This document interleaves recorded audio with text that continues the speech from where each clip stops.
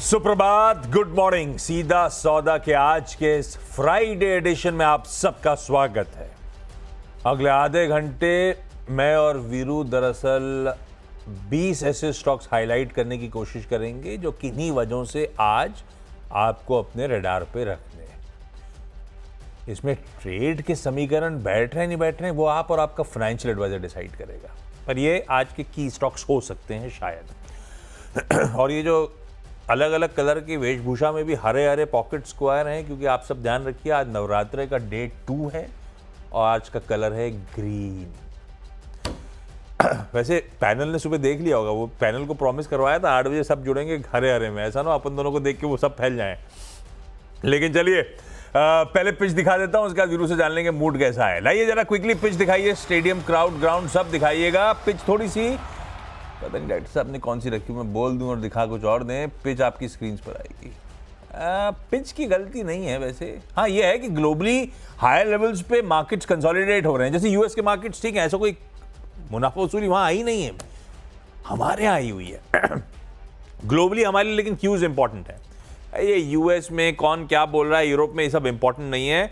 आज के लिए सिंगल इंपॉर्टेंट क्यू है मिडिल ईस्ट की एस्केलेटिंग क्राइसिस, और उसमें जो बाइडेन साहब के बयानों के बाद क्रूड में उछाल। दरअसल डर यह है, अब ये पता नहीं है इजराइल कैसे रिटेलिएट करेगा ईरान की उन मिसाइल और ड्रोन स्ट्राइक्स पर। क्या वो टॉप लीडरशिप को टारगेट कर रहा होगा, क्या न्यूक्लियर एस्टैब्लिशमेंट्स को टारगेट कर रहा होगा, क्या ऑयल वेल्स को टारगेट कर रहा होगा। अब लग रहा है शायद उन स्टेटमेंट्स के बाद कि वो ऑयल वेल्स को, ऑयल एसिड्स को टारगेट कर सकता है। अभी कोई क्लैरिटी नहीं करेगा, लेकिन इतनी खबर काफी है भाई। कच्चा तेल उछलता ही चले जा रहा है। कुछ दिन पहले $70 के नीचे स्लिप हुआ कच्चा तेल, आज 78 के आसपास ट्रेड कर रहा है, ऑलमोस्ट 80 की तरफ बढ़ चला था। इस समय 77-78 के जोन्स पे आपको ट्रेड करता हुआ नजर आएगा। तो कल और आज के बीच में भी, कल अपन चर्चा कर रहे थे तो $75 पे बैठा हुआ था, आज वो $75 वाला ब्रेंट $78 की ट्रेड कर रहा है। ये क्रूड बिगाड़ सकता है मूड, इस बात का ध्यान रखना है, अपनी इकोनॉमी के लिए बहुत इंपॉर्टेंट। बाकी ठीक है, एशिया यूएस में जो कामकाज है वो आपकी स्क्रीन पर आ जाएगा। हम कुछ और खामियाजे भुगत रहे हैं, शायद एफएनओ सर्कुलर के, शायद टैक्टिकल चाइना मूव्स के, जो भी है सब सरदर्द बना हुआ है हमारे लिए, क्योंकि एफआईएस की सेलिंग वाकई बहुत तगड़ी है इस समय भारतीय बाजारों में। ऐसे में वीरू क्या वॉच आउट करना चाहिए आज स्क्रीन पर?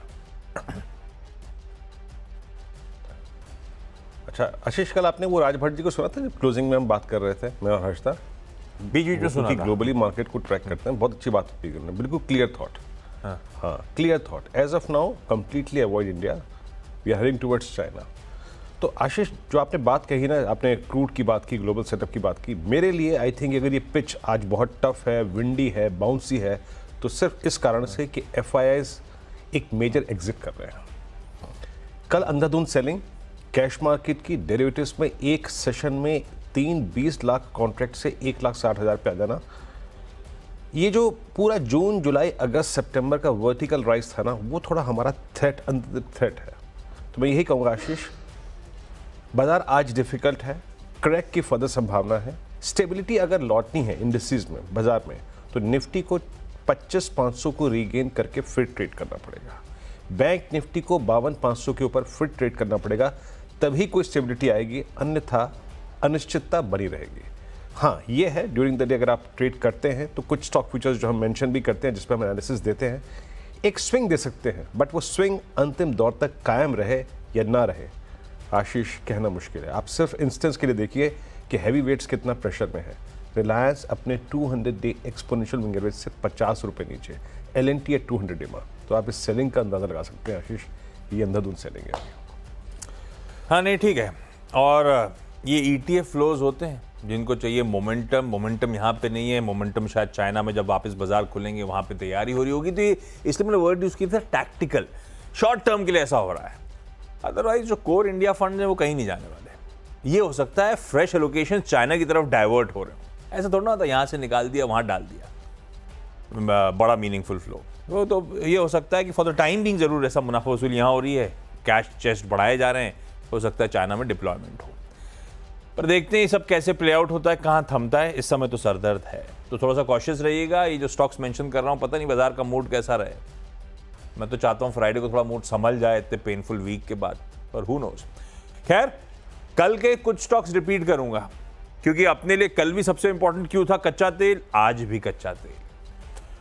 तो कल ओएनजीसी मेंशन करा था, हालांकि वो बाजार के हिसाब से तो आउट परफॉर्म कर गया, लेकिन फिर भी लाल में ही बंद हुआ था, ध्यान रखिएगा, एकदम फ्लैट। ही देखिए, वायदा में तो लाल था, तो बिल्कुल फ्लैट बंद हुआ है।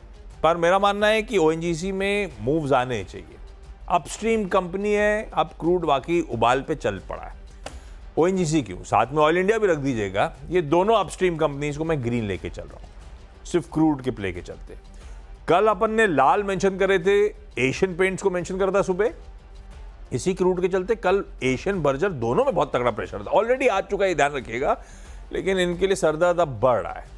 हम फेस्टिव सीजन को अप्रोच कर रहे हैं और क्रूड अब लग रहा है कि ऊपर की तरफ कंसोलिडेट करना शुरू कर रहा है, तो वॉच आउट करिएगा। और पेंट स्टॉक्स के लिए जो क्रूड डेरिवेटिव्स का सब इस्तेमाल करते हैं उनके लिए दिक्कत वाली बात है। तो मैं अपस्ट्रीम को ग्रीन लेके चल रहा हूँ, कंजम्पशन वाले प्लेस को लाल लेके चल रहा हूँ, उसमें मैं ओएमसी की तरफ नहीं जा रहा हूँ, बर्जर और एशियन पे रुक रहा हूँ। कल वाले राजली टीम को कंटिन्यू कर रहा हूँ, कुछ प्लेयर्स को। वीरू 4 हो गए क्रूड के प्लेस। मैं आशीष शुरुआत करूंगा यहाँ पे ऑटो से, चाहे वो टाटा मोटर्स हो चाहे वो अशोक लेलैंड हो, सबकी प्लेसमेंट काफ़ी नेगेटिव है। अशोक लेलैंड कल 100 day exponential moving average violate हुआ, शॉर्टिंग यहाँ पे काफ़ी हुई है आशीष। जितनी भी 230 से ऊपर की कॉल हैं 250 260 के जोन तक गजब तरीके से राइट हुई हैं। अब ये है कि ये 100 टूटने के बाद बेस कहाँ पे आता है, नेक्स्ट बेस आता है करीब करीब 218 से लेके 215 रुपए तक, वहाँ तक का स्कोप खुला है। एक्ट अकॉर्डिंगली, याद रखिएगा 235 रीगेन कर जाए, 236 रीगेन कर जाए, पूरा का पूरा शॉर्टिंग का थॉट चला जाएगा। क्यों? उसके बाद 100 डे में रीगेन हो जाएगा। पहला ये, बाटा में कल काफ़ी सीरियस ब्रेकडाउन है। मैं पहले वीक कैंडिडेट्स को रख रहा हूँ, जिसको मैं शायद आज के लिए रेड ट्रैजेक्टरी में लेके चल रहा हूँ। बाटा में serious supply, huge call writing और एक टेक्निकल्स में पैटर्न होती है, बड़ी एग्रेसिव पैटर्न जिसे कहते हैं फ्लैग, पर यहाँ पर है इन्वर्टेड फ्लैग। इन्वर्टेड फ्लैग का कल एक ब्रेकआउट हुआ है जो कि प्रोजेक्शन दे रहा है करीब करीब 1310 से 1290 का, जहन में रखिएगा। और वो जो नेगेटिव थॉट्स हैं वो एक बार के लिए ख़त्म तब होंगे जब ये 1400 या फिर 1450 की ट्रैजेक्टरी के ऊपर बंद हो, अदरवाइज इस स्टॉक में सप्लाई सीवियर आने की संभावना है। नेक्स्ट सपोर्ट आता है करीब 1310 1320 के आसपास, ये मैं रेड में लेकर चल रहा हूँ।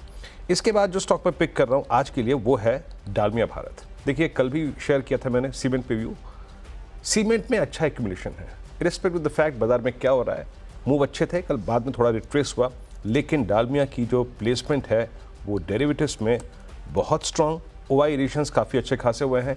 कल 1950 पे क्लोज हुआ, but still 200 day exponential moving average के ऊपर। नेगेटिव थॉट तब आएंगे जब ये 19 या फिर 1890 के जोन को वायलेट कर देगा।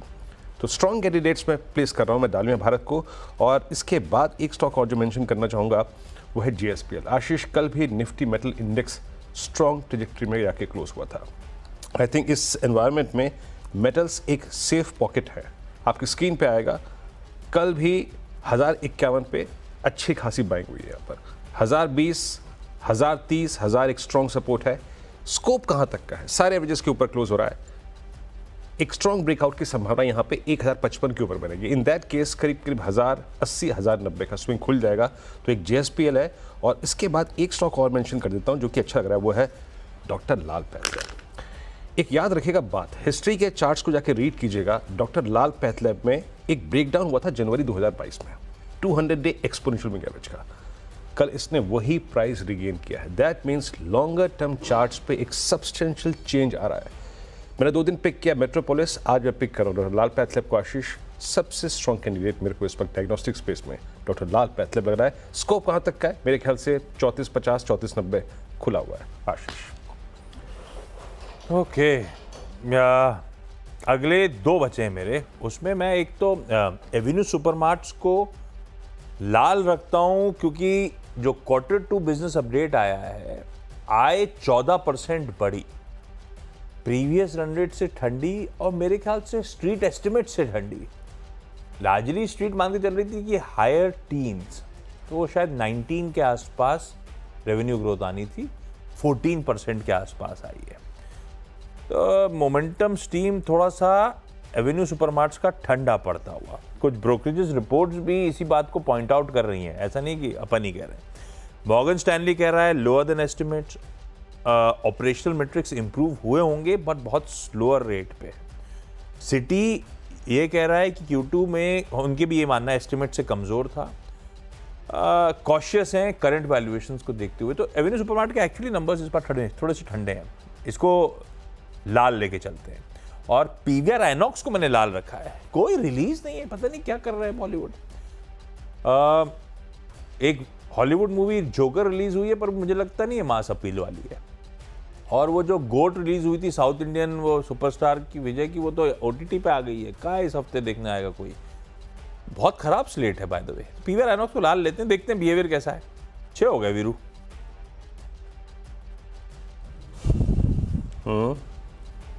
अब सारी पिक्चर आप रेंट पे घर पे देख लेते हैं OTT पे, तो फिर क्या दिक्कत की बात है? मतलब मैं तो जाने को हमेशा तैयार बैठा रहता हूँ, थोड़ी सी डिसेंट रिलीज ले ले मैं पहुंच जाऊंगा। बम्बई में और कुछ ज्यादा करने को है नहीं, पर आ ही नहीं रही, स्लेट बहुत खराब है। नहीं आप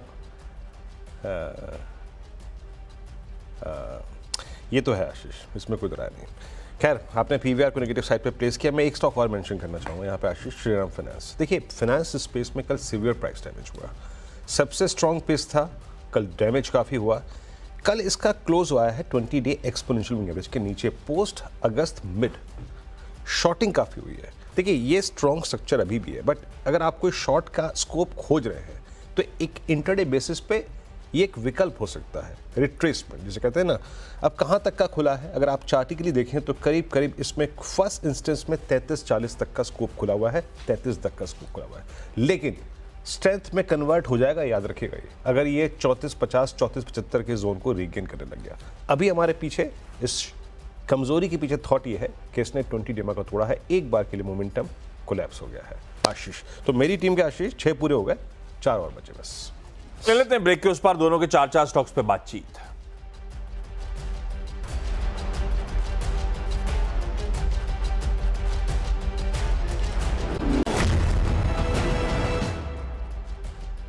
चलिए, ब्रेक के बाद आप सबका स्वागत है। अगला काउंटर है महिंद्रा एंड महिंद्रा। मेरे ख्याल से कल वीरू ऑन एयर चर्चा कर रहे थे रॉक्स को कि ऑनलाइन बुकिंग को क्या रिस्पांस मिले, और मजाक है, मतलब 2.25 लाख गाड़ियां बुक हो जाना 15 से 25 लाख के ब्रैकेट वाली। अरे इतनी महंगी गाड़ी भी इस तरह से हाथों हाथ। महिंद्रा ने गजब कर रखा है भाई साहब, हिंदुस्तानियों की नस पकड़ रखी है ब्यूटीफुली। मैं ब्रोकरेजेस के अपग्रेड आए हैं दरअसल, नोमुरा, मॉर्गन स्टैनली वगैरह के, इसको ग्रीन ही लेके चलते हैं। JK Lakshmi cement, HDFC mutual fund ने कल करीब 8,44,000 शेयर्स खरीदे। Eris life sciences, Motilal Oswal financials ने कल करीब 20-21 लाख शेयर्स खरीदे, ग्रीन रखे हैं दोनों को। और इन्फोसिस का हैंडओवर लग रहा है आज, IT कल चला था पर फिजल आउट हो गया सारा मोमेंटम। होपिंग हर जगह जब दिक्कतें हो तो शायद IT थोड़ा सा आउट परफॉर्म कर दे। हैंडओवर भी ठीक दिख रहा है ADR वगैरह का। इन्फी को ग्रीन लेके चलते हैं आज के लिए, दिग्गज स्टॉक के साथ छोड़े जा रहा हूं। वीरू अपने 10 हो गए हैं आशीष। इसके बाद 3 तो अपने टाटा ग्रुप के कर देगा स्टॉक। पहला है टाटा केमिकल, है ना। टाटा केमिकल स्ट्रॉन्ग, कल भी मैंने पिक किया था, परसों भी। हमें खेलना है एक रेंज ब्रेकआउट के लिए। जब भी आप खेलें इसको रीड कीजिएगा प्लीज। बहुत स्ट्रॉन्ग एक्यूमुलेशन चल रहा है, 1100 की पुट अच्छे से बिकी हुई है, यानी 1110 के ऊपर स्टेबल रहेगा। कहाँ तक का स्कोप खुला है? स्कोप खुला है इसमें 1160, 1181 का। केमिकल में स्टेबल और एक बहुत ही अच्छी clean chart Tata chemical. Tata communication strong, और जब तक ये याद रखिएगा अपने एक एवरेज के ऊपर, लगभग वो प्लेस्ड है 10 डे एक्सपोनेंशियल मूविंग एवरेज 6100 के आसपास, 2100 के आसपास, और 2090 के आसपास। जब तक उसके ऊपर है, स्ट्रॉन्ग है, स्टेबल है। किसी भी घड़ी अगर 2160 के ऊपर निकलता है तो एक ब्रेकआउट माना जाएगा टाटा कम्युनिकेशन में। टाटा मोटर्स गंभीर स्थिति है, below 200 day exponential moving average. काफ़ी शॉर्टिंग इस स्टॉक में हुई है, और याद रखिएगा इसमें करीब 880-875 का स्कोप फिला है फर्स्ट इंस्टेंस में। इस स्टॉक की टेंडेंसी है कि ये काफ़ी मंथ्स तक, वीक्स तक 200 डे के नीचे रहता है, तो उस लिहाज से टाटा मोटर्स को आप कंसिडर कीजिएगा। कॉल्स में राइटिंग हुई है, पुट्स में शॉर्ट कवर हुआ है यहाँ पे। और लास्ट रखूंगा अगेन भारत फॉर्ज। ऑटो में कल स्थिति खराब थी, सिर्फ M&M को छोड़ के। यहाँ पे एक बड़ा रेंज ब्रेकडाउन हुआ है। ये स्टॉक अपने कल 100 डेमा के नीचे क्लोज हुआ है, और यहाँ पे 1510 तक, 1520 तक जब तक ये नीचे इसके परसिस्ट कर रहा है, रिस्क 200 डेमा का खुला हुआ है। 200 EMA प्लेस्ड है इसका करीब 1429 पे। तो एक्ट अकॉर्डिंगली, याद रखिएगा, इनमें से कोई भी ट्रेड कॉल नहीं है, सिर्फ मैंने स्टैट्स रखे हैं, डेरिवेटिव में क्या हुआ, एवरेजेस में क्या हुआ और पुट्स और कॉल्स में क्या हुआ।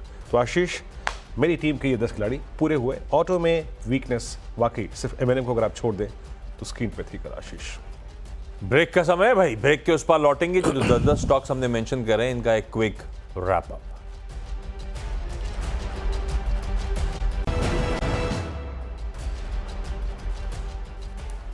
चलिए भाई, ब्रेक के बाद आप सबका स्वागत है मेरी 10 की सीधा सौदा की टीम का क्विक रैप अप आपकी स्क्रीन पे। पहले क्रूड, क्योंकि सबसे इंपॉर्टेंट क्यू आज फिर हमारे लिए।